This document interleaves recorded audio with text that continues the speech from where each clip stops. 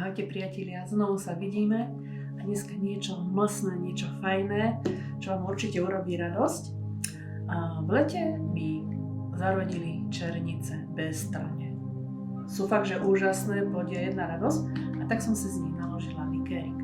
Tento je urobený z vodky a medu a samozrejme z černíc. No a ako som to urobila? Pozberala som černice, opláchla som ich, dala som ich na hodinku do slabej octovej vody, ak by tam boli také červičky, aby vyplávali, takisto ako to robíte pri čerešniach. Následne som tú vodičku zliala a čisté černice som dala do pohára. Doplnila som to medom, každý podľa chuti, ja som tam dala asi pol litra a celé som to zaliala v tomto veľkom 4-litrovom pohári vodkou. To bolo v auguste. Teraz je marec, apríl a sťahuje sa to.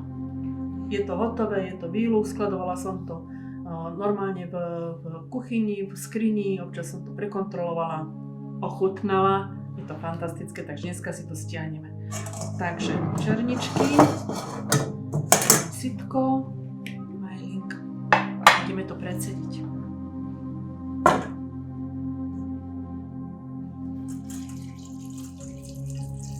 Tie černice sa do tej vodky a medu krásne vylúhovali. Majú nádhernú farbu.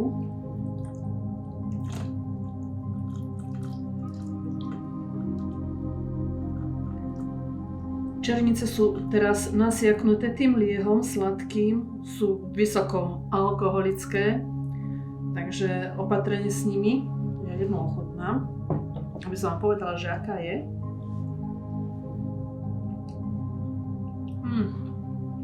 Asi pôjdu do koláča. No. Takto odsedené černičky. Mám nachystané pliaštičky.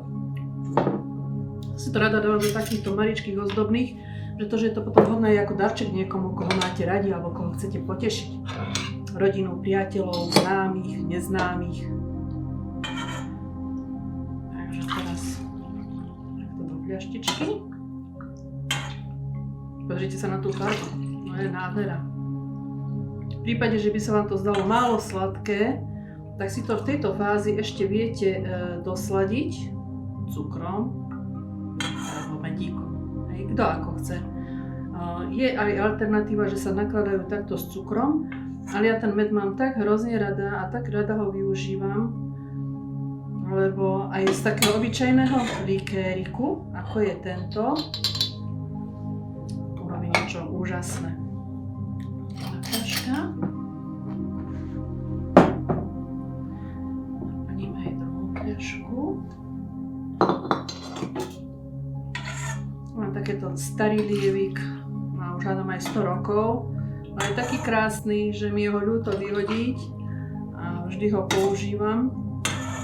Aj misa je stará, obitá, ale má dušu, z nej všetko chutí lepšie. A keď to neurobím halušky, no tak to je jedna báseň. Takže u mňa takéto starinky. Dobre. Černice samé o sebe, aj plody, majú veľmi dobré účinky na zdravie organizmu, ale aj medík, ale keďže je tam ten alkohol, tak sa ho neodporúča piť veľa, ale štamperlík večer po jedle veľmi dobre padne. No a nebolo len tak.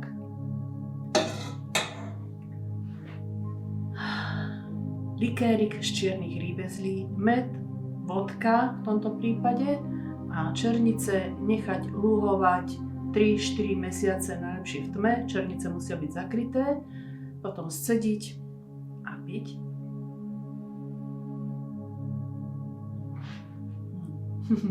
Nepoviem vám, aké to je. Poviem.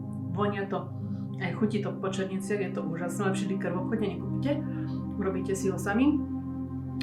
A ak sa vám páčia tieto receptíky, tak znovu lajknite si ma, dajte si ma na odber, aby ste boli stále svedkovia takýchto rýchlych, jednoduchých a vynikajúcich vecí. Na váš žalúdoček, na vaše brúško, na vaše zdravie a na vašu dušičku. Pekný deň!